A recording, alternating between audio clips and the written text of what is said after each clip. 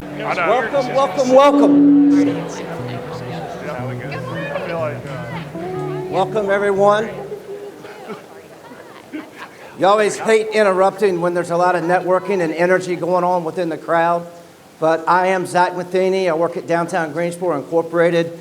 And we just want to, on behalf of our board of directors, thank you for attending today. This is the largest crowd that has ever RSVP'd for the state of downtown, which goes to show how much energy and excitement and maybe questions there are about what's going on in the state of downtown. So I want to thank you for being here. I want to thank our city council officials, many of which are here, including Mayor Boozawaiter, council members Adam Marshall, Hugh Holston. I saw Councilwoman April Parker, and many more that are here. And I want to thank especially this Greensboro City Council. Greensboro City Council and the Greensboro City staff have really been amazing the last few months. They came in, went straight to work, listened to the business owners. I commend Councilwoman Parker on the evolution of the downtown walks, engaging with business owners, property owners, residents. I know on my walk we had some residents, and just folks interested in downtown. And then listening to y'all, the folks that had concerns about many different things, including parking. And so between the city council and the city staff, they made quick action. And I thank you for that. And I know the business owners have thanked you. There's still more work to be done. There's still more things to cover. And I know I have a meeting next week in regarding to that and much more, which we'll talk about later today. But let's give our city council and city staff a round of applause.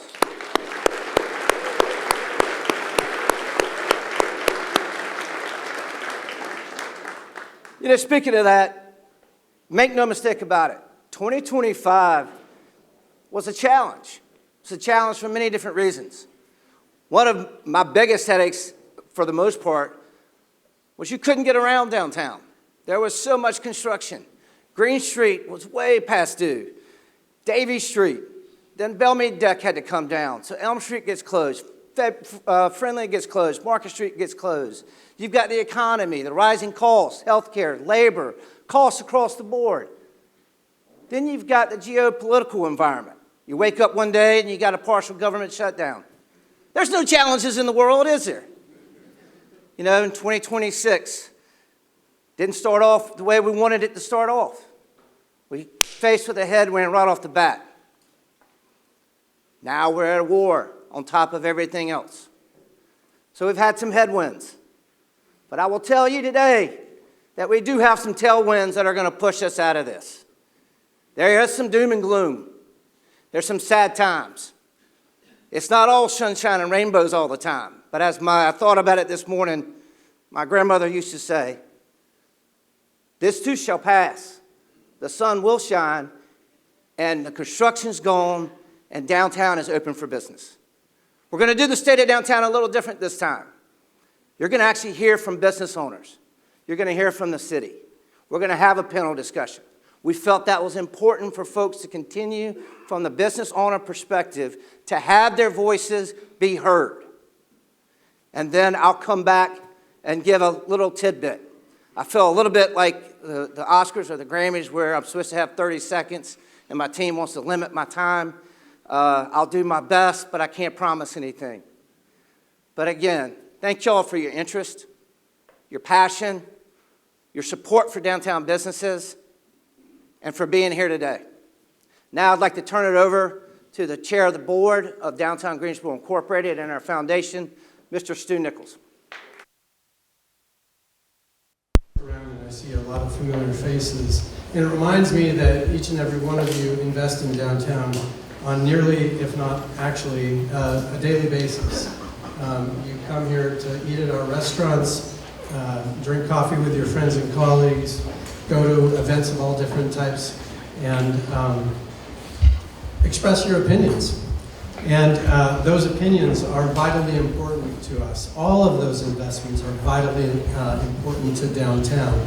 They make us stronger. They allow us to learn and grow. So thank you for not just being customers who come down here, but true stakeholders in downtown. We all invest in downtown because it matters. The downtown is the cultural hub, the community hub, and the economic hub of Greensboro. And I think it's probably true that many of you came this morning looking for evidence of progress. And I'm here to say that that evidence is abundant. It is all around us. It's easy to talk in terms of the Tanger Center or the clearing of the news and record site. Those are big accomplishments, and more will come in that regard. It's more difficult to perceive the total transformation on almost a business by business, building by building basis as you work your way up and down Elm Street. You see all kinds of new gathering places like the Quarter and Bourbon Bowl. You see a bunch of new and innovative restaurants. I see one here who operates Pangea, and I don't know if Tal is here, but Machete or two. Howdy. Good to see you, Tal. Machete and Pangea, two examples of innovative, excellent restaurants that are in buildings like everything else I'm going to rattle off that not long ago were in desperate need of upfitting and repair. And now the businesses in those buildings are better and stronger, and we see incredible development in that regard. In terms of the craft beer industry, nationally, that industry faces great headwinds, and yet here in Greensboro, the craft brew industry is strong with new entrants coming all the time. 10 years ago, we had no coffee culture to speak of, and now it's quite easy to rattle off the list of the usual suspects, whether it be Chandler's, Union Coffee, Awoo, Northern Roots, Common Grounds, you name it. And I personally think that a hallmark of a great city is a great coffee culture. So those are some of the very obvious signs of the progress that we have made. And perhaps the very best sign is the venue that we're sitting in right now, the Pearl. An incredible achievement by the partners who came together, bought the Triad stage, repurposed it into an incredible, inviting entertainment hub that will make a difference for downtown Greensboro for years to come. And I truly believe it's no exaggeration to say that in a few years from now, we will look back on the Pearl as the turning point for downtown. We'll view it as the moment in which investors, developers, large and small, looked at downtown Greensboro and said, you know what? Downtown Greensboro is investable, and I want to build there. So thank you.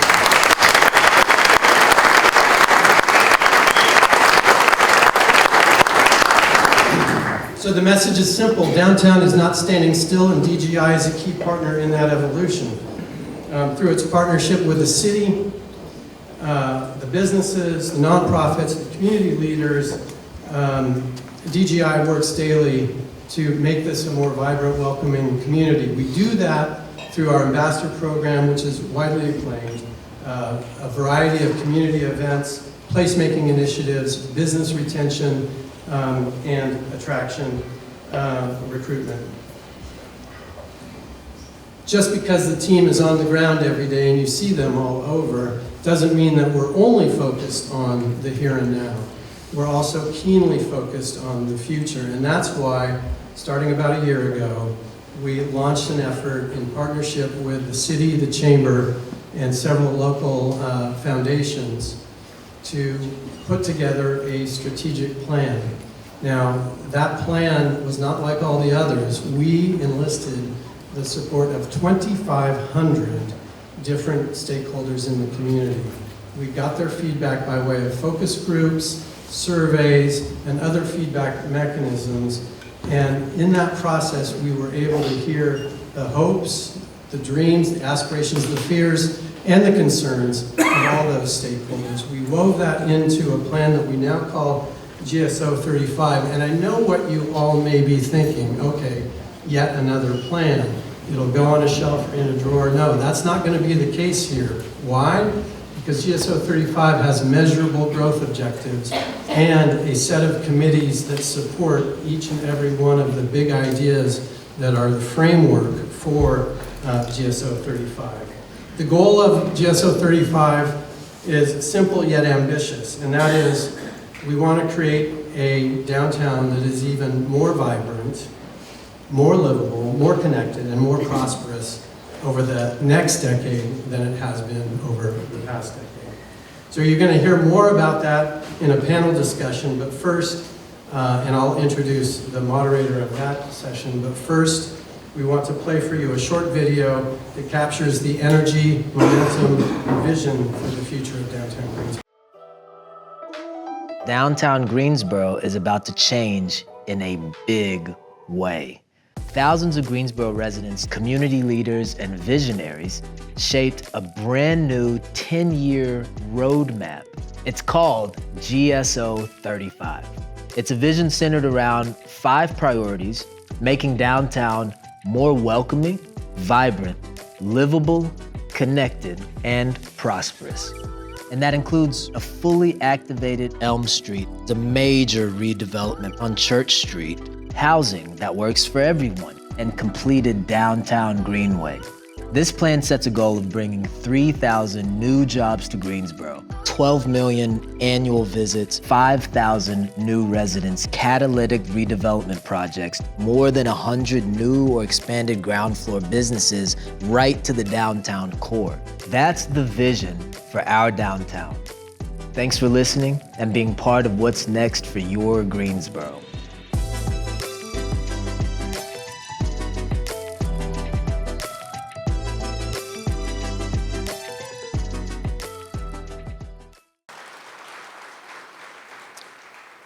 And now I want to invite to the stage Rob Overman. Many of you, if not most of you, know Rob for his tireless commitment to downtown, as well as his inclusive, warm, and embracing manner, something that downtown desperately needs and benefits from. Thank you, Rob. Thank you, Stu. Well, good morning, everybody. As Stu stated, my name is Rob Overman. I'm the Vice President of Downtown Greensboro, and I will also be serving as your moderator for today's panel discussion. This morning, I'm excited to invite 4 dynamic individuals to the stage, each of whom has invested in downtown Greensboro in their own way. We're going to have a conversation about all things downtown, and we're going to delve into their personal experiences and examine what's been working, what hasn't been working, and most importantly, where do they see the future of downtown Greensboro in the next 5, 10, and 15 years? So with that, allow me to introduce our panel. We're going to start with Andrea Harrell, Assistant City Manager with the City of Greensboro.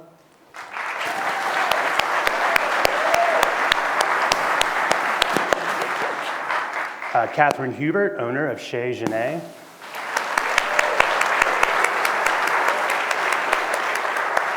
Tanya Dickens, owner of Savor the Moment Dessert Bar. And finally, Will Stewart, managing partner of The Pearl. Thanks, guys. You guys go ahead and have a seat. Will, I must say, this is quite the impressive venue. Thank you guys for hosting us here. Yeah. I also want to thank all of you guys. I know you're all busy making downtown Greensboro the cool place that it is, so I appreciate you all taking some time out of your schedules today to come downtown, have this conversation. So we're going to jump right in, and my first question to you all is, at some point, you all made a decision to invest in downtown Greensboro, whether that was professionally with your career, whether that was investing in something, opening a restaurant.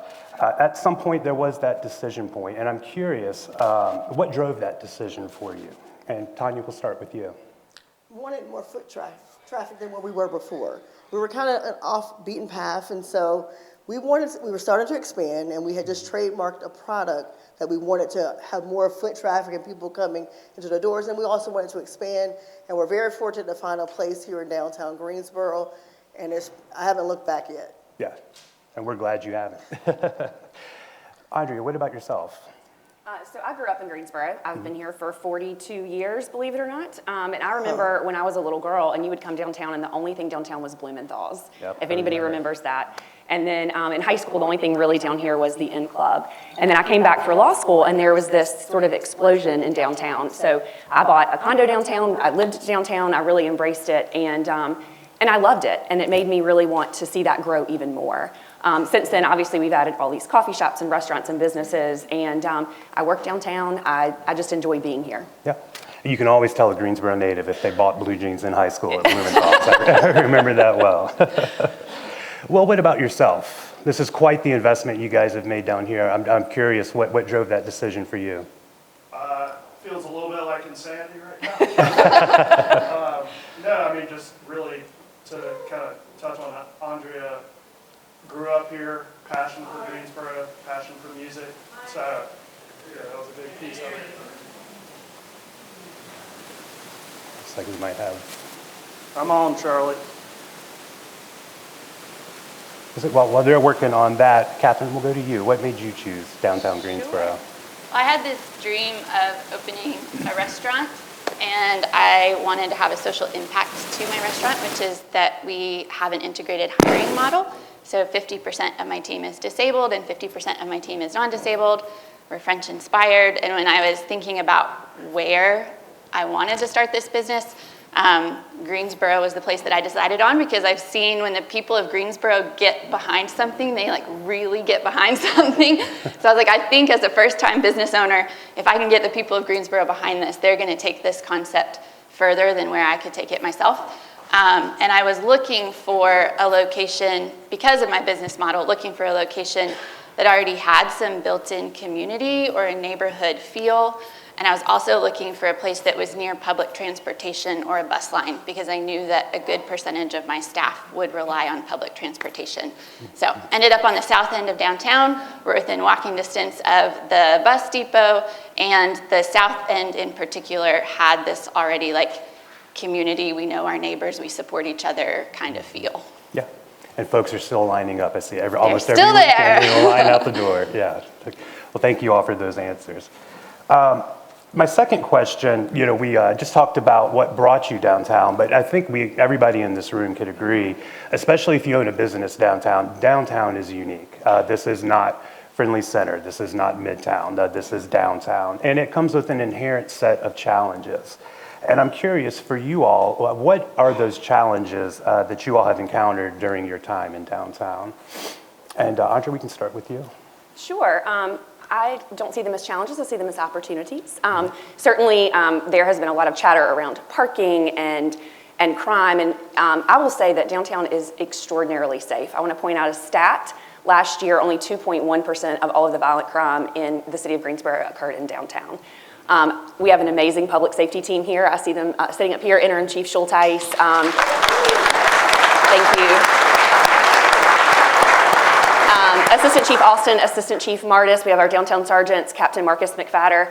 This team works extraordinarily hard to make sure that our downtown is very safe. I saw Sean Eisenbach with the ambassadors here. His team works so hard to make sure that everyone's needs are met. Our allied staff who works in the parks work really hard just to be sure that anyone who has some needs, that those needs are met. Our GSO home staff has street outreach who comes downtown, meets with folks who have needs. And so again, yes, we have some things that are seen as challenges, but again, I see them as opportunities. So Yeah, thank you for all the team that came this morning. Yeah, thank you guys. Catherine? Yeah, I think there's a lot of challenges to being a business owner in general. And some of those are specific to downtown, but a lot of them are just having a business and having a post-pandemic business too. But I think in terms of downtown specifically, a lot of it has to do with perception and public perception of what downtown is, or maybe what it used to be. I think that there are a lot of excuses that get made for why people don't come downtown, and a lot of that plays into people in Greensboro just not seeing the value in coming downtown and not understanding why it matters so much to support the local businesses that are established downtown. And I think that our city and DGI both could grow in terms of leadership and how they're projecting the image of downtown to our city as a whole.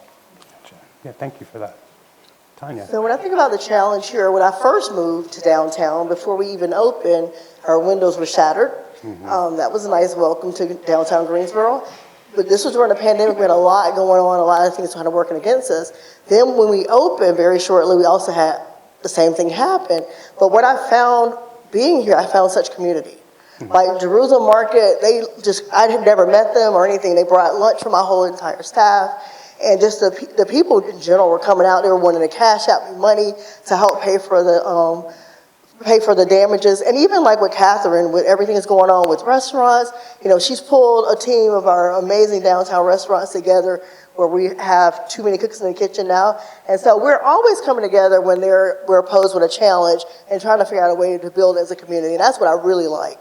So you're going to have a challenge, like you say, anywhere. You're a business owner, entrepreneur, you're going to have challenges. But when you have a group of people alongside you that are willing to help grow together, that makes a difference. Yeah, I agree. I've always said that downtown is filled with a very creative community. Yes. And that is across multiple disciplines. So Absolutely. it's something I think is very unique to downtown. Will? Yeah, I mean, I think we, through construction, had a set of challenges just getting this place to where it is now, be it inspections and permitting. But the other piece with this location specifically is a bit of chicken and egg. The South End has got a great kind of cultural hub, and of course we've got Tanger north of us, and we've got killer restaurants in this area. But we're taking a leap on filling in the space in between, and so I think that right now is kind of a challenge that we're working with. Gotcha. Yeah. Perfect. Thank you guys for those responses.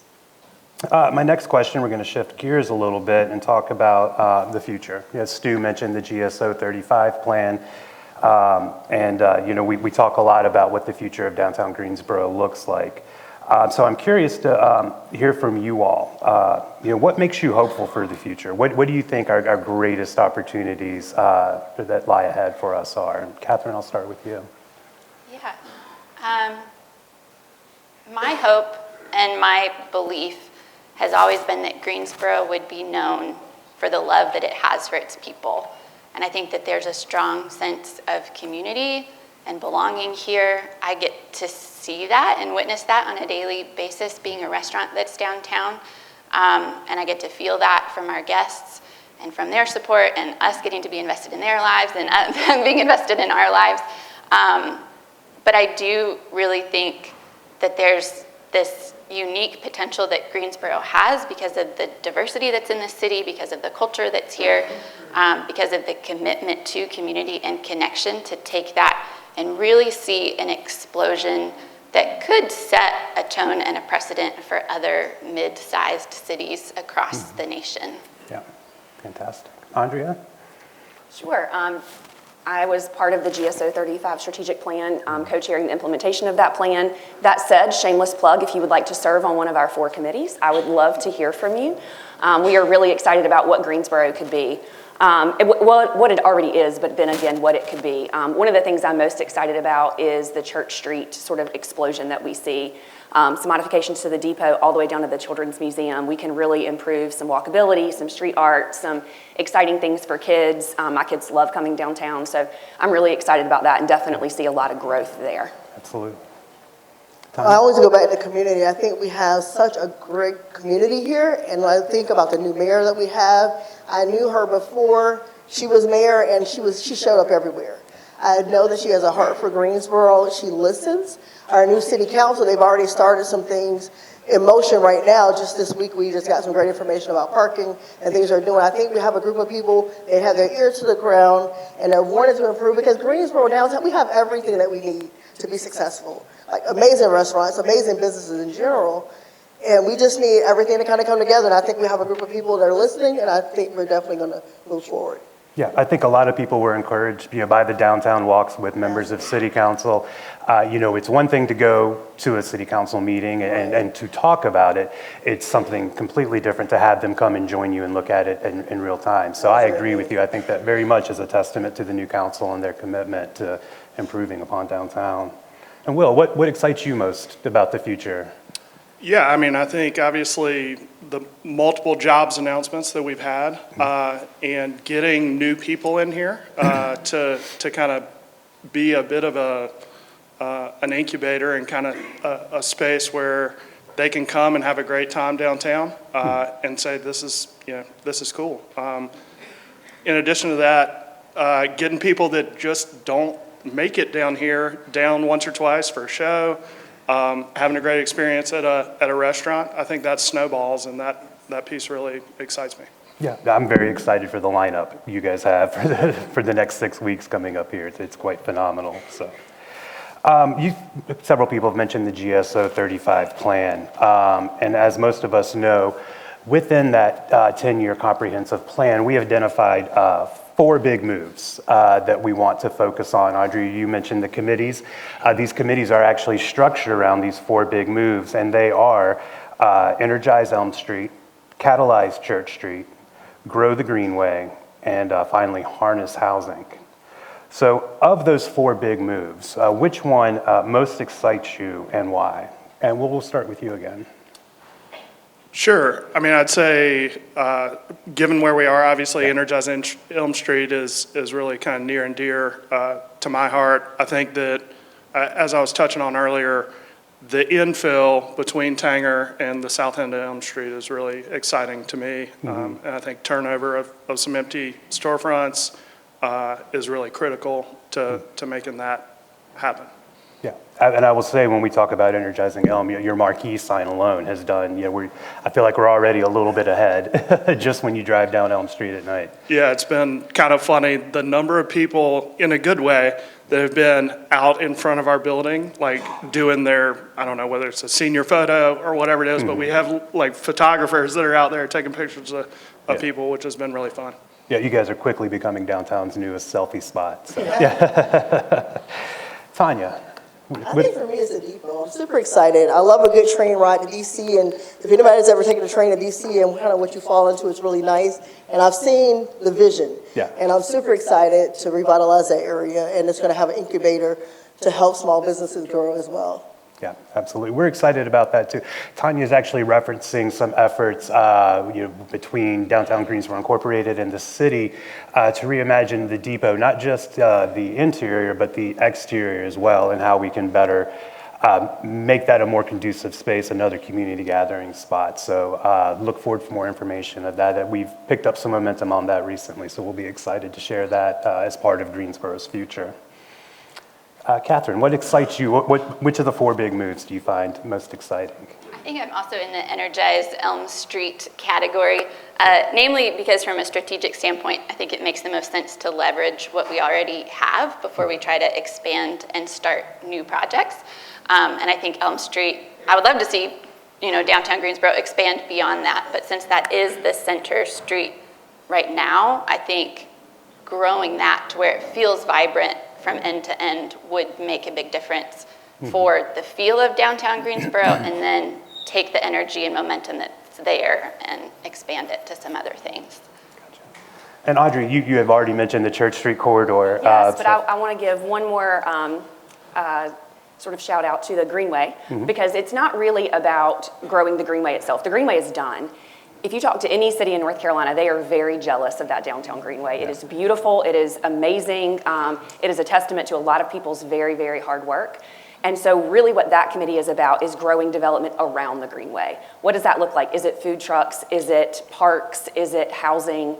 Sort of imagining what we can see develop from that Greenway.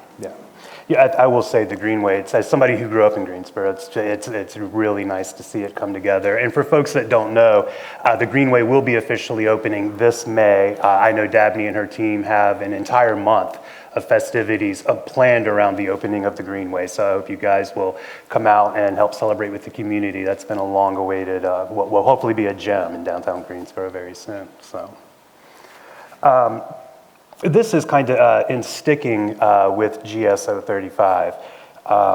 What concerns? We talk a lot about strategic plans. There's this idea that a plan is formulated and nothing ever really comes of it. And so we've talked about this morning already. This group in particular was very laser focused from the beginning. Before we even had a plan, we knew that we needed to have a plan to implement the plan. But with that in mind, there are some bold moves in here. What concerns, if any, do you have about the GSO 35 plan and possible solutions to address those concerns? I'll go first. Okay. You didn't call on me, but I'll go No, first. go for it, yeah. One of the, and it's a little bit of a concern, but a little bit of, an opportunity, Yeah. is our universities, UNCG and A&T, there is not real walkability into downtown. And some of that is the roadways, some of that is just there's some dead space that's not really super developed between there. But one of the concerns I have is how are we going to make that walkable? How are we really going to integrate our universities into downtown? Catherine? Yeah.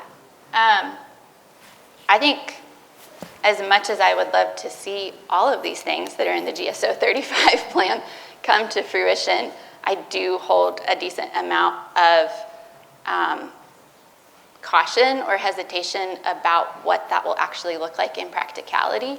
I think the plan in theory is really good, and I think it's a pretty aggressive plan that, given the size of our city and what it's taken historically to mobilize things, I think we kind of have our work cut out for us to try to deliver on the plan and the promises that are being pitched. So if anything, I would say I think it's too big, which as someone who's a really big dreamer feels like an insulting thing to say. But I also am a firm believer in setting sustainable goals, and I would rather set something small and just knock it out of the park than set something with a really big vision and not be able to deliver on it. Because I think if the public perception is already that downtown isn't that great, or it's not that clean, or there's not enough stuff to do, that we don't deliver on what we say, and then we put out this great big, here's what we're going to do in the next 10 years, and then if we don't do it, I think the damage that could do would set us back more than if we set some smaller goals to begin with. Absolutely. I will say that that's a very valid point. And with this group, I did want to point out a lot of the conversations early on in this implementation phase have been looking at short-term, medium-term, long-term. What are some quick wins that we can do? I think a great example of a quick win was what happened, the last month and a half with City Council coming out, identifying some things that can be changed very quickly and going ahead and implementing them while we work to tackle some of these larger challenges. But I do think that is a very valid point. Point. You want to create a bold plan, but you want to create a plan that's going to be able to be implemented. So thank you for that feedback. And to piggyback off of you, Rob, and you, Catherine, I'm a big dreamer. I love to plan and set goals. So those things drive me. So I love having this big, bold plan, but you got to have a strong foundation. And I think the most challenge, like you mentioned, was the whole road construction. We needed to get that sorted because there were a lot of issues that we were dealing with as far as our infrastructure. So we got that done. Now we're dealing with some challenges we're having as business owners, small business owners, because as you know, a good downtown cannot exist without small businesses. Okay. And I think we've had some very public conversations recently that have driven and pushed everybody to have these conversations to stimulate change. And so I think once we get our foundation, I think give us a couple of years to get this down. It's kind of like a family. You have issues, you got to deal with them, then you grow from your mistakes, and you learn, and you get stronger as a community as well. That is my goal. And then we can still have the great big plans, because now we can get excited. We're not just in the weeds on the foundation, but we're excited about where we're going. Absolutely. Yeah. Absolutely. Well, as someone who's just completed a pretty big, bold plan, what concerns, if any, do you have about GSO 35? Yeah, I think it's going to require a tremendous amount of private investment to execute. And so we need to make sure that downtown's investable, but we also have got, I'd say a concern is just global economic kind of forces that we may or may not have control over. But you know, that we're going to need it to be right to be able to execute. Absolutely, absolutely. Thank you all. And Andre will, as the person to my left, start. Sure, and that's an easy one for me, the vacant storefronts. Yeah. We have an absolutely beautiful downtown. You know, a lot of big cities tore down all the old and built new, and they don't have this sort of charming street front like we have, particularly on Elm Street. But we do have some vacant buildings, we have some broken glass and some things that we could really change. And so if I had a magic wand, I would fill all of those storefronts. Yeah, me too. Me too. Catherine. For people to stop bitching about the parking. Not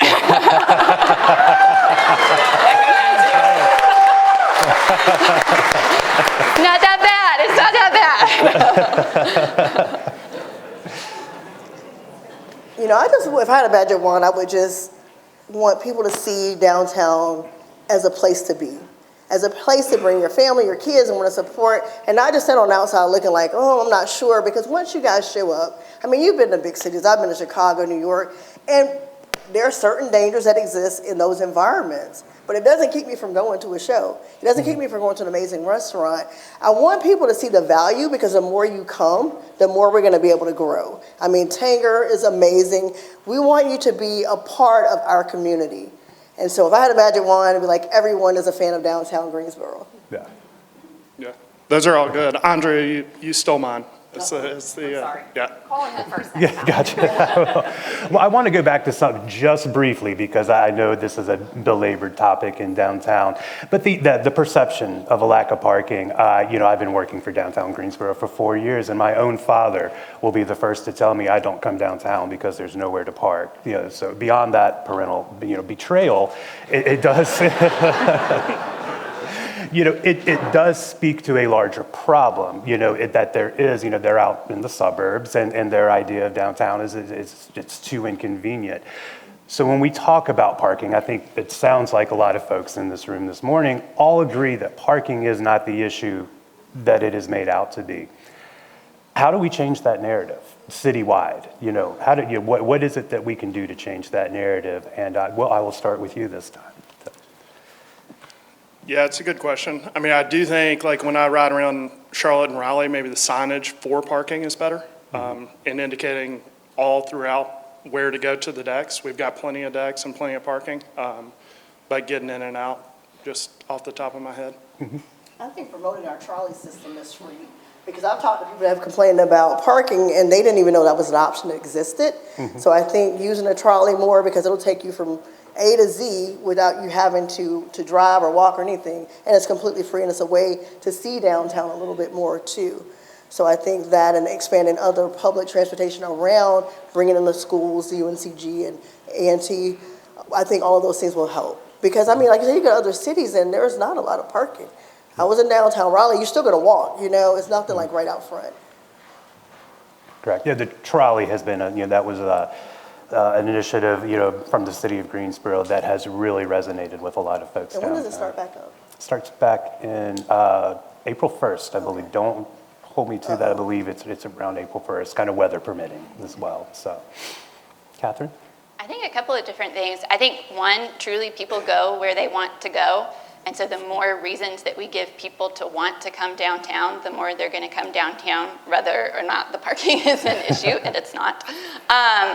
And then secondly, I think we can actually stop paying so much attention to it. In a way, us as downtown business owners and the city and DGI, the more that we engage in those conversations, the more it seems like parking is a big issue and that it is a concern and something that we need to address.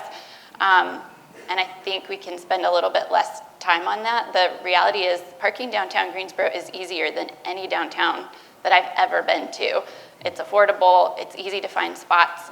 I don't even know where people park when they come to Chez Jeunesse, but they still show up there every Sunday. So I do think like giving people a reason to come is one, but then also centering and focusing our attention on why people should be coming downtown instead of constantly having the same conversation about why people aren't. Yeah, that's a great point.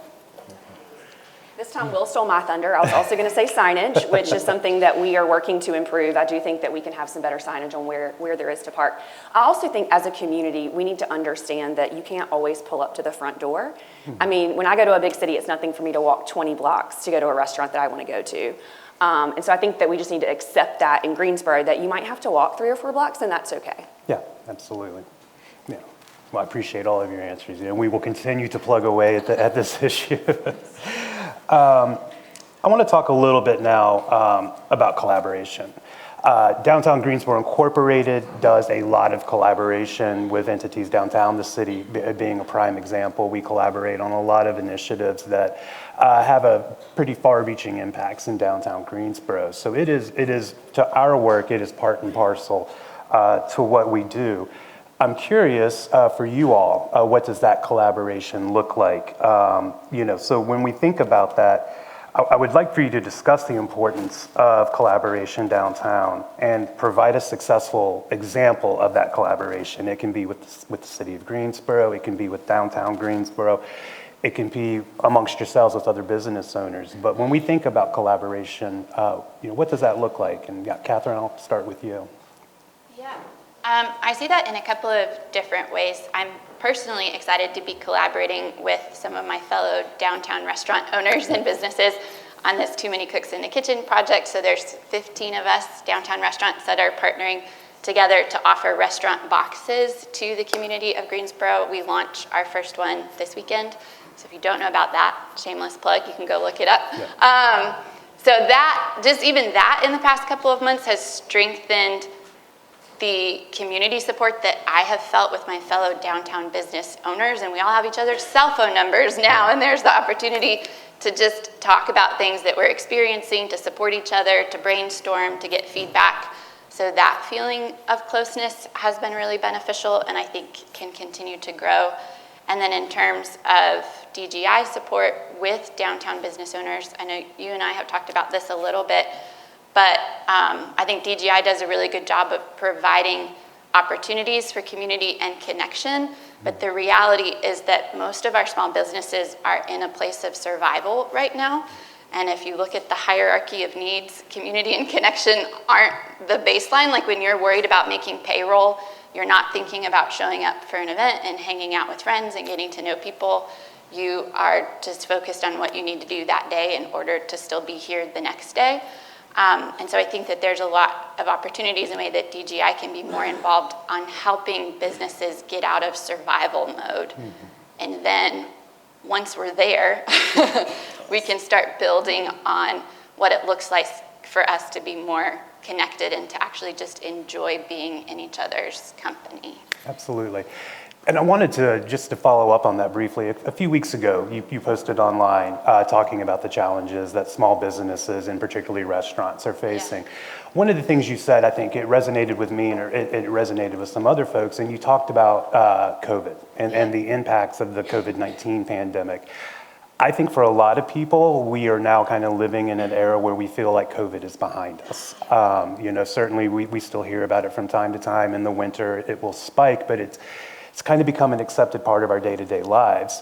You raised an interesting point with regards to restaurants and the impacts of COVID-19. I'd just be curious if you would kind of share that with the rest of the group, because I did find that to be very interesting. Sure. I do think as a world, we like to think of COVID as being over. It was a terrible time. It was traumatic. You want to move past it. But the reality is for a lot of restaurants, the financial damage that did and the toll that it took, the emotional and the mental strain that placed on business owners and the burnout that we experienced trying to adapt on a day-to-day basis sometimes and shift your business model so quickly to just try to stay alive.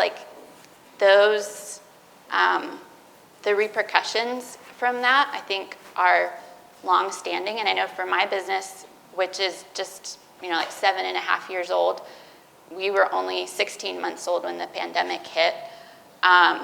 So most of our life as a business has been in pandemic times and then after. There's still a lot that we're dealing with on a very regular basis. I have been in business 7 years and have paid income taxes twice because I paid them the first year we were open, and then the loss that carried over took out the next 5 years of income taxes for me, and I only started paying income taxes again last year. I've got a loan that I'm paying off from COVID that I'll be paying off if I go by their rate till 2050. Like that kind of burden, I'm like, last year I got to a point of like, I don't know how much longer realistically I can keep doing what I'm doing and running at the rate that I'm running. And then in the back of my mind, I'm like, but I've got this loan still left over from COVID that I have to pay off. So like, I need to keep my business open long enough to at least pay off my debt that the pandemic incurred. Like, there are just so many different stressors that I think we experience that we don't talk about, that make us uncomfortable, but that are a really real factor in the health and the sustainability of businesses, and I think are a factor in still why we see businesses close today. Like, most restaurants get told, if you're a restaurant owner in here and you tell people that you own a restaurant, people are like, you survived the pandemic. Way to go. Like you did it once, when it's like, no, I'm still surviving the pandemic. I do it every single day. And the toll that that has taken on me mentally, emotionally, financially is pretty significant. Yeah. And it wasn't my intent to veer off topic, but I thought it was important to note, support downtown restaurants. They still need you very much, and just to understand that there is a need there, and also that when talking about collaboration, I think that's a great example of where collaboration is needed, identifying a need that not many folks are aware of, and then figuring out a way forward as a community. So thank you for sharing that. And it wasn't just COVID, though. It's like the supply chain issues, we are still dealing with those. Inflation, the cost of everything has skyrocketed. Everybody remember when eggs like quadrupled? I was still using 20 dozen eggs a week. Yeah. And so it wasn't just me going and buying a couple dozen for my family. And so all of those things are still lingering in combination with what we're recovering from. Yeah. So that's real. But what DGI has done for me, thinking about the collaboration, I've met so many people through city council, to the mayors in the past, as well as the restaurant owners, the business owners. And so that's how we're able to have community. We meet every month together at different businesses, so it gives me an opportunity to go inside of other people's businesses to see who they are, what they do, and to know them. That's how I met Catherine, going into her business, finding out what she does, and now I'm able to tell everybody about you because I think you're absolutely amazing. But having that, I think what we need more is the county to come in. The city has been very prominent in the conversations, and I appreciate that. But some of the issues that we are dealing with, really we need county help. So we need the county to show up to these meetings, because if you're saying we're the backbones as small as businesses in downtown, we can't be the smallest voice in the room. We know what we need as business owners. We listen to our customers, so we have our boots on the ground. So include us in these conversations. We are real serious stakeholders. If you want to attract other businesses to downtown to invest, like you said, they have to be confident that we enjoy being here and that we feel supported. So I think we're on a good path. We got some great momentum going, and I definitely want to be a part of that solution. Absolutely. Thank you. Will, what's the collaboration look like for you? How has it benefited you? Looks like this, having everybody down here. We're obviously very newly opened, 5 shows in, but what has been really cool to me is texts that I'm getting from friends before shows saying, hey, we're meeting up at Natty's before the show, or we're going to Pangea or Crafted. That was the thesis of doing this, was that there was going to be a lot of kind of effect locally, and at an anecdotal level, we're seeing that. Great. And Andrea, we'll finish up with you. I'll just give a couple of examples. The collaboration around the social district between DGI, business owners, the city, collaboration to create the outdoor dining patios during COVID to increase people being able to eat outside, the collaboration with our public safety partners to make Center City and LaBauer Park feel more safe. I mean, these are things that we are working on every day, and I really can't thank all of our partners enough. Absolutely. And I have been given the time that we're running out of time indicator. I do want to do one last question because I think it'll kind of be fun. There is a lot of talk about the News and Record site. We know that recently it was acquired by a group of local investors so that we can have a say as a community and what goes in there. So, everybody's got an opinion on what we should put in the news and record site. My nephew, for example, would love to see a Six Flags over Greensboro. That's great. I don't know if that's going to happen or not. So we're managing his expectations. But just last question, just very quickly, when we talk about the news and record site, an incredible opportunity for downtown. Just real quick, what would you like to see there? Just your personal opinion. Yeah. Oh gosh, that's a loaded question. I want to see housing there. I want to see some storefronts there with some exciting restaurants and bars. I want to see some green space. I want to see some street art. I want to see walkability. No pressure to the group, but just something that makes you want to go from the depot to Church Street, to the Children's Museum and really enjoy that whole corridor. Yeah, absolutely. Catherine. I don't actually have an opinion on that, so I'll save you the time. And I'm just glad it's gone. I'm glad it feels safer, but like Andrea, I want to see some mixed use happening in the area that's going to bring the community together. Like you said, we have the kids from the Children's Museum. We're competing with some really strong children's museum in the Triad. So if we can connect those some kind of way, giving families more things to do. We raised 5 kids, most of them are grown now, but it would be great to have something like that where the whole family can enjoy it. Yeah, absolutely. And Will? Yeah, just to tag on to Andrea, I think entertainment and maybe grocery to add on. That's a good one. Yes, absolutely. Absolutely. So no roller coasters, I hear. So. I was going to change to Six Flags. I kind of like that. That sounded pretty good. Yeah, it does. It's not a bad idea. No. Well, folks, I really want to thank you guys. I wish we could have some more time. I think we could talk all day about our love for downtown and about our hopes for downtown. But we have run out of time. But thank you so much for taking some time out of your day. Big round of applause for our thank you guys.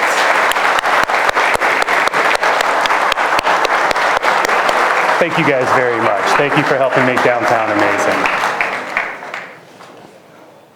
One more round of applause for our panelists. I got it.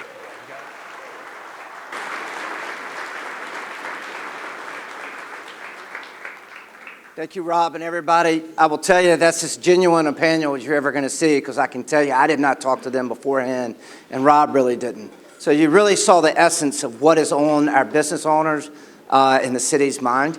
And so I really appreciate that. Also, and I should have known better than this, that you'd never name politicians. So I'd like to welcome Mayor Pro Tem Denise Roth, Council Member at Large Irving Allen, and District 1 Representative Councilwoman Crystal Black, as well as House Representative Alan Branson is in the back. Thank you all for being here. Did I skip you, Tammy? Yes, you did. Thank you, Councilwoman Thurm. God, that throws me off. I'll never do that again.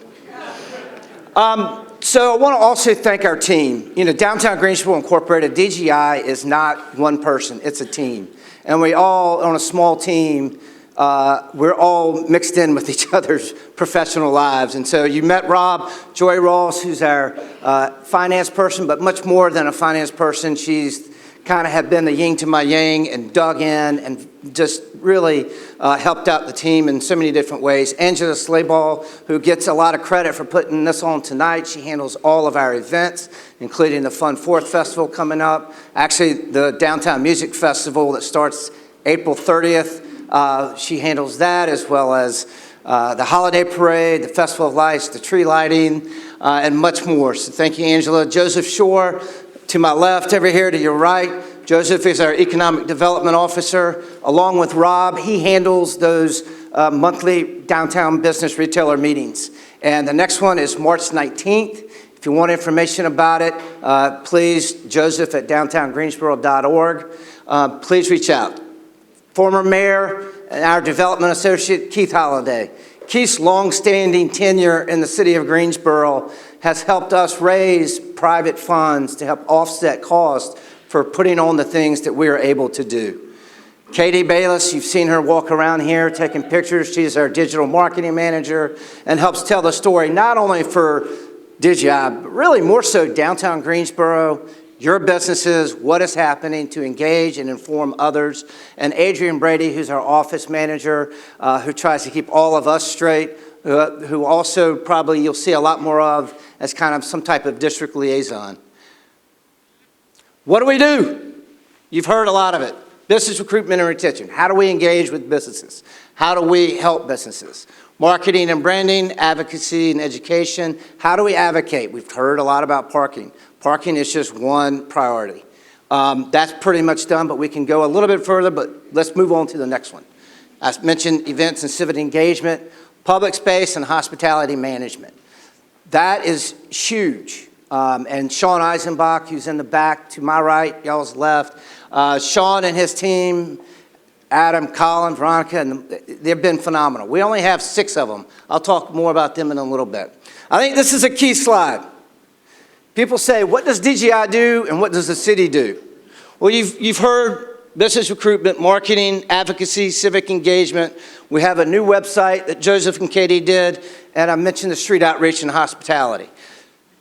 Police, the city, police, clean and green, infrastructure, we don't do roadways. They handle your tax, code compliance. Parking, DGI doesn't handle parking, we advocate. Zoning, and then where do we intersect?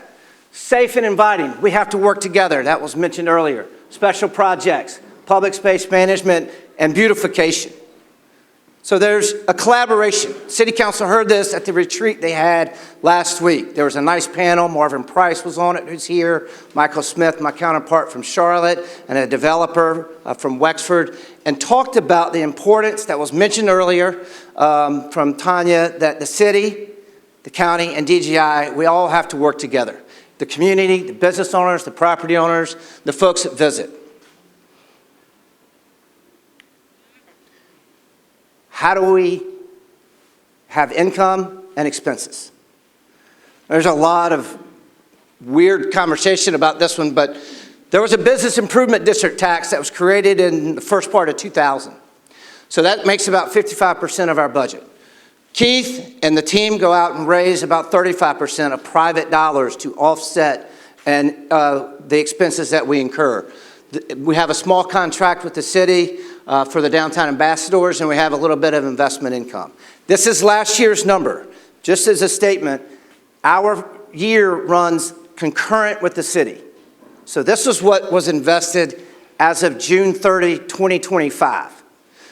Marketing communications, 22%, economic development, events, planning, public space management was the largest at almost the largest at 23. That's our block by block and other beautification efforts. So we have to raise money to have all the investments. Now I will say, we internally are looking at how we pivot for the remainder of this year. To Catherine's point, is there a program that we can do to help? I had a conversation with another restaurateur actually yesterday that we talked about, can DGI create a fund to help some type of loan or grant for small businesses? These are things we are open. The fact that we're nimble, we can be nimble, pivot, as they say. By the numbers, keeping with numbers, we've got 9.2 million visits. And this is interesting to me because I had this conversation a couple weeks ago. I hear a lot about visits. We need more visits. 2024, we had 8.7 million visits. 2025, and this is a calendar year, we had 9.2. So I actually had more visits. Here's the issue. That doesn't equate to spending. That doesn't equate to raising, going into the stores. That people, I've heard trends from restaurateurs, people are eating or drinking differently.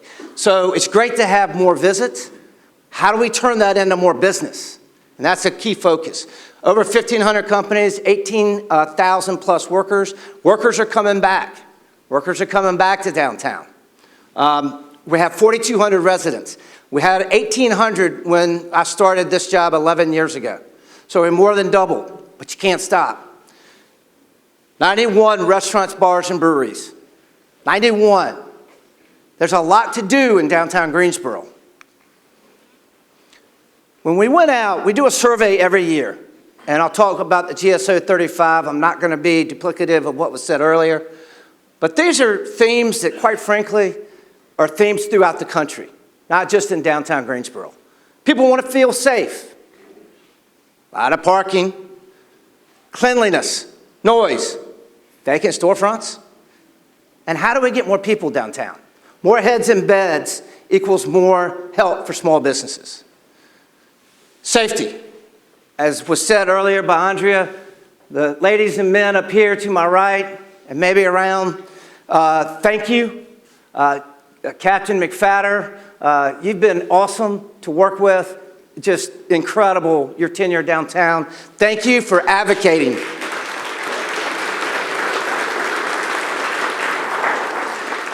I don't want to take anything away from the whole team. You got Lieutenant Farrell that's down here now and others, Holbrook. But, you know, McFadder went to bat. He wanted more officers downtown, and we went from 9 officers on a shift to 12. And he wants to do more, I know, in the summer. So thank you to our partnership with GPD. There's more to come. You see more presence. I've heard that a lot.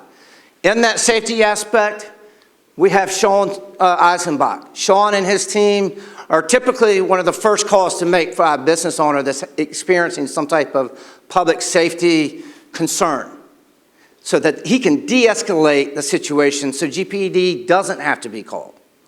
I will tell you that DGI stands for supporting the behavioral health response team. That's the team before GPD and enforcement. How can we help this individual get the help that they need?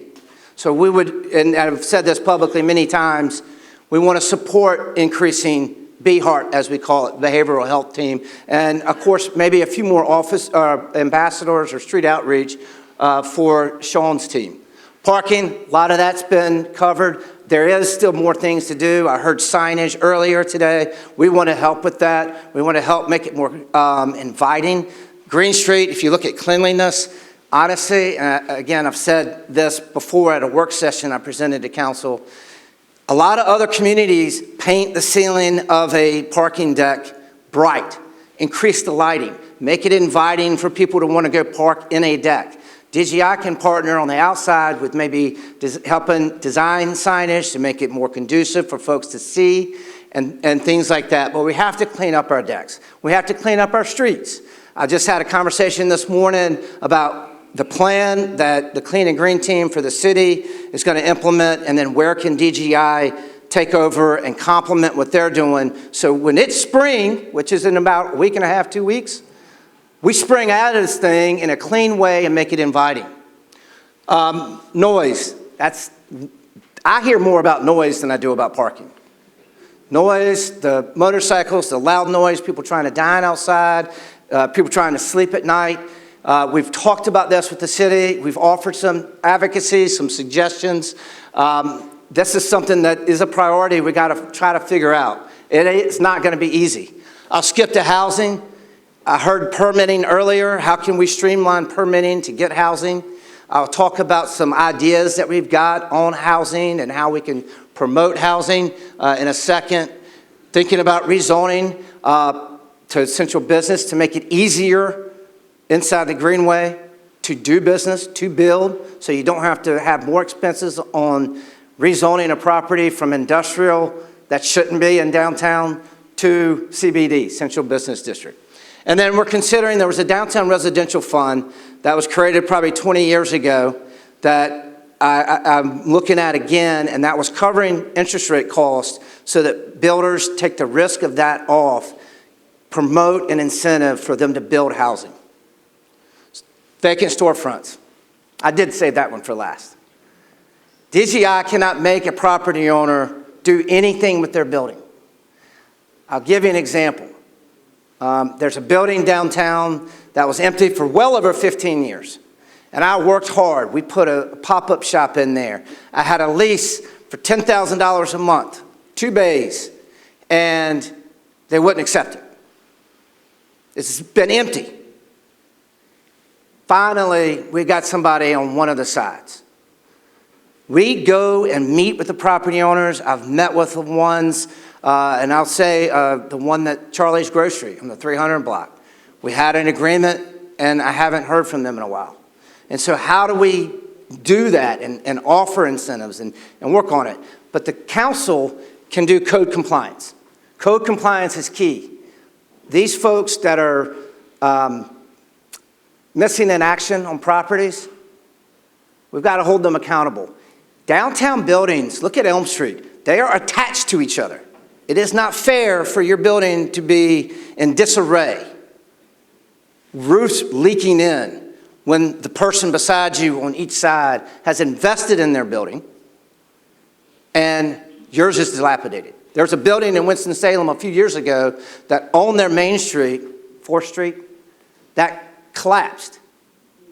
You can't have that. So the city council, I know, is being active and is going to come out, I believe, with the new code compliance regulations, which we support. That's a way to get people's attention. GSO 35, I'm going to breeze over this in the spirit of time. As was mentioned, we went out, we did the surveys, we did focus groups. Joseph and Katie went to UNCG, A&T to engage the college and university students. Charrettes, city council meetings, county commission meetings, open house. You know, we're not going to stop at this because we, as was mentioned earlier, are in the implementation phase. How do we implement the plan? That is key. I don't want it to collect dust. And so, what we heard, as was mentioned earlier, welcome, vibrant, livable, prosperous, connected. Catherine made a great point about COVID. I really don't like talking about COVID. I want to be done with COVID, but we're not. I still see people wearing masks. It's something that has affected us financially and emotionally, as Catherine said, and I couldn't agree more. I want to get away from it, but you can't. It affected our children, it affected our adults, and it still affects us. Connectivity is person to person, it's person to business, but it's also streets. How do we connect to the neighborhoods in downtown? And again, the Greenway was mentioned earlier. I commend Dabney Sanders. It'll be finished in May. There's tremendous celebrations. That Greenway connects neighborhoods, all neighborhoods around us. The more we in downtown can connect to those neighborhoods, that'll help small businesses because the folks can walk and connect to the center part of downtown. And the big moves, again, mentioned Elm Street, Church Street, housing, grow the Greenway. So what are we doing? Our goals. We want 5,000 new residents. That's in addition to 4,200. And really, this goes into the city manager, Mr. Trey Davis, his road to 10,000. How can we help them? How can we achieve that in multiple ways? We got 120 new apartments that just opened on the northwest side in Spring Street Apartments. We've got 300 more that'll be built on Eugene Street. I'm going to tell you about more in a little bit, but how do we get to 10,000? Not only throughout the city, but quite frankly, I want to get it to downtown. 3,000 new jobs. We got to recruit. We got to build. We got to have that vibrancy. Those daytime jobs help small businesses, help our restaurants. 9.2 million visits. Our goal is to get to 12 million. I think we can do it. We're clipping it. Then I got to figure out how to get those 12 million to go in stores and support small business. 100 new businesses. You know, I know we've had some close, and that's unfortunate. But we've also had a lot open. You're standing in one right now. You got Dear Dads that's going to open diagonal from here, their second location. You've got the Proxy. Michael Clapp opened a business on Davie Street. The Rhino, go visit it. After a long hiatus, it's back open. So there are businesses, small, and I'll talk about larger ones later, that are opening. 10 catalytic projects. Well, based on what the panelists just said, I think we've got 10 on the News and Record site, so maybe I set the goal too low. But 10 catalytic redevelopment projects and $1 billion in private investment. Now, I will tell you, it's going to take a lot of public investment too. I know a private investment was mentioned earlier, but for every dollar publicly, you should get $3 privately invested. The more you invest in downtown, the tax base goes up. Those taxes don't stay in downtown. The taxes in downtown go out and spur out to the community. It helps social. It helps economics throughout the city. It doesn't just stay in downtown. You just get a bigger bang for your buck downtown. So, as was mentioned, implementation. So we took the big moves and we created committees. Andrea mentioned the committees. Catalyze Church Street, Depot, which there is activity on the Depot. Been slow going, but there's activity. You go right across the street, you got the News and Record. We had an investment group purchase the News and Record site. That's tremendous. That's a $10 million investment by local investors to figure out, not knowing what they're going to do with it. How many people want to put $10 million in something you don't know what you're going to do with? And then up to my friend Joe Reike, the Children's Museum, and what he's going to do there. And Joe put on a terrific breakfast last week on the State of Play in downtown Greensboro. And he's got me energized on what we can do together to partner. Up to the back of Contour Brands with Ranger Lee, Helly Hansen. And so how do we grow that mile corridor? Harness housing. Again, we've got to, one thing that most people don't realize, outside of affordable housing, through the state of North Carolina, we cannot incentivize housing. So how do you get it done when you have interest rate environment, construction costs, and everything happening? We got to peel that back, and I'm glad we got a great committee growing to do that. And then the land around the Greenway. That's significant. I think I've said this before. I see the chair of the school board, Ms. Dina Hayes Green, in the audience. The school board has tremendous land, tremendous assets that they are looking to consider selling to the public to get back on the tax roll. There's land that abuts the Greenway. That's one option. There's also private land. We have to unlock that land. When you have a public dollar, like I said earlier, you need to form private investment. And so we're going to track this progress. I did say earlier we're going to have more community engagement. We're going to go out into the community, not just in downtown, but throughout all the districts. We want to work with all the district reps, including at large, to get as much feedback and, quite frankly, remind them what they have in their asset. Downtown Greensboro, downtowns anywhere, are everybody's downtown. Everybody's. And if we don't go out sometimes and tell them, hey, did you hear about this new live music venue? They may not know. Did you hear about this? So we've got to engage. And we're going to have a tracker on a website, and we're going to track. You're going to hold us accountable. We're going to hold ourselves accountable. Our board's going to hold us accountable because we have to do this. Folks, now is our time. Now is Greensboro's time, the Triad's time, Guilford County's time. What Britt Christensen and Marvin Price and their team have done with Jet Zero and Boom Supersonic and all the job announcements, Toyota continues to grow. We are on the map. Greensboro's on the map. Quite honestly, there was a magazine that was here last week that's going to write, most likely, a fabulous article about the Pearl and the music scene in Greensboro. We're on the map. We got to grab it and go.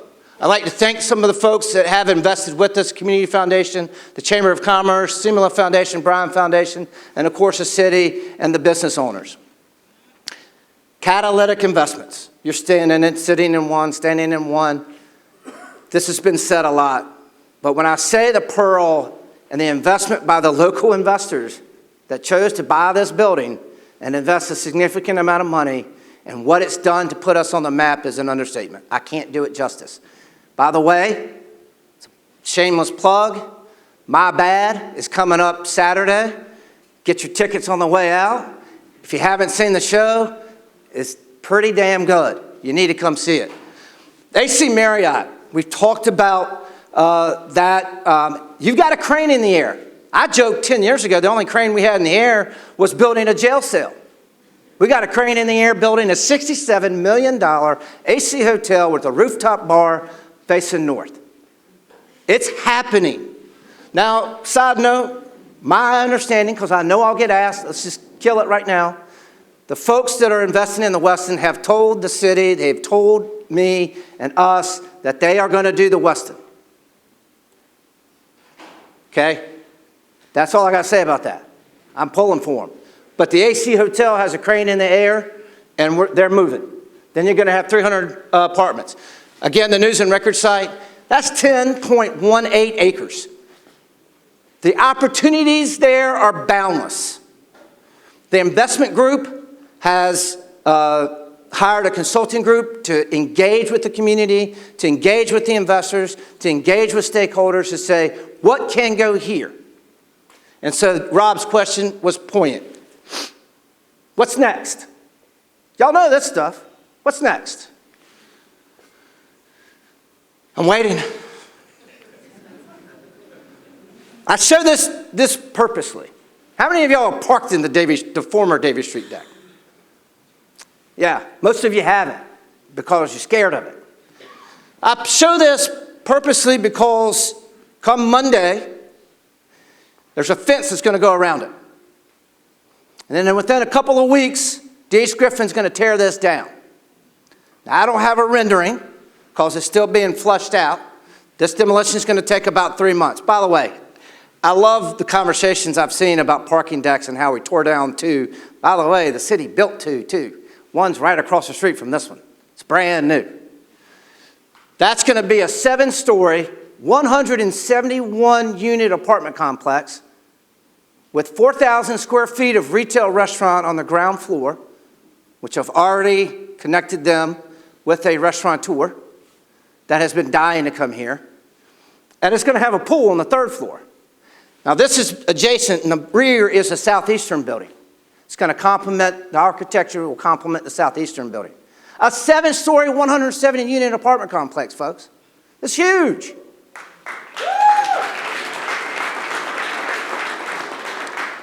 Elon Law.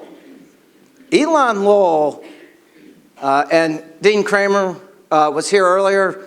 I thank him for allowing me to let you know this. Elon Law is not going anywhere. There's been a lot of chatter from a sister city about their activities there. Elon Law is committed. Downtown Greensboro is their hub. I would say that I don't hear a lot about Elon Law when we mention college and universities.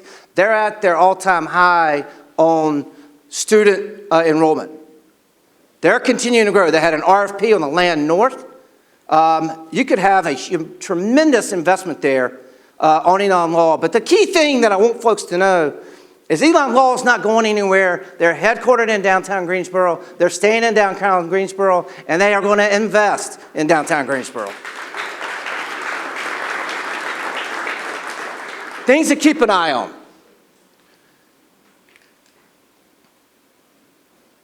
Come on.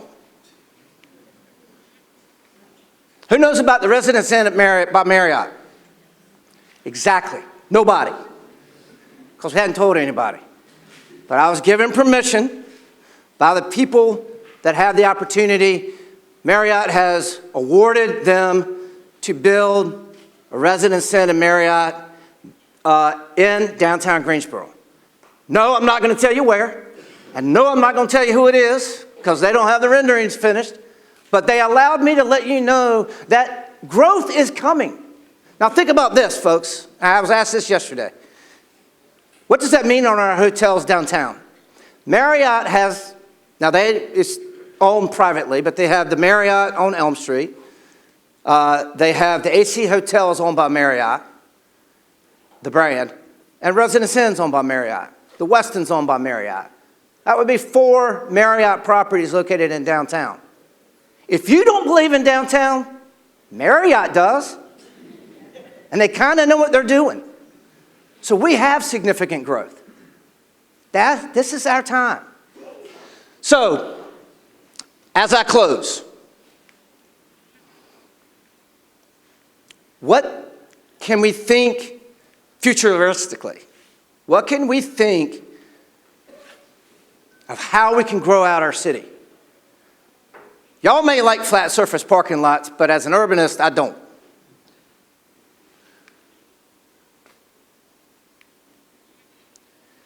See the top left building? Y'all know where that is? It doesn't exist. The Green Street deck is across the street. This is diagonal from the Rhino, up from the Carolina Theater. Let's take our municipal-owned land and get it on the tax base. The way you can incentivize housing, and the city can use leverage, and the county, quite frankly, and the school board, is to say, hey, we want this. We'll maybe discount the land cost to make it feasible for you to build, and let's activate streets. Nobody walks on Green Street because there's nothing there to walk to. So let's take municipal-owned land and do it. Elm Street. Y'all know where that building is? Doesn't exist. We could stack parking and have more parking on Elm Street between Green Street if you built the parking as was done on Eugene Street across from the ballpark and then came in and built retail restaurant space on the bottom and housing on top of it. Meanwhile, you already built the parking. That looks a lot better than a flat surface parking lot. People, when you have those dead zones, you don't want to walk. The last one, this building, and I know it's a little low, this building's at the depot. The depot has a lot of flat surface parking that's predominantly empty. What can the city do? What can we do? What other municipalities do to incentivize how to grow? Let's think now, and we can get caught up in the here and now and the problems of right now. We got to think about midterm, as the city council's doing, quick wins, midterm wins, and then think, what can we do to create long-term wins? Folks, when I think about our future, I don't think about it with a glass half full. Mine is overflowing. We will go through hard times. You go through hard times in life. You fly straight through them as fast as you can. As I mentioned earlier, there are sad times in evolution. But there are happy times in Greensboro's future. There are happy times in Greensboro's and Guilford County's future. And there's happy times in the Triad in the state of North Carolina. We've been successful. We can continue to be successful. Despite headwinds, we got trade wins as well. Thank y'all so much for being here and caring about Greensboro. Thank you.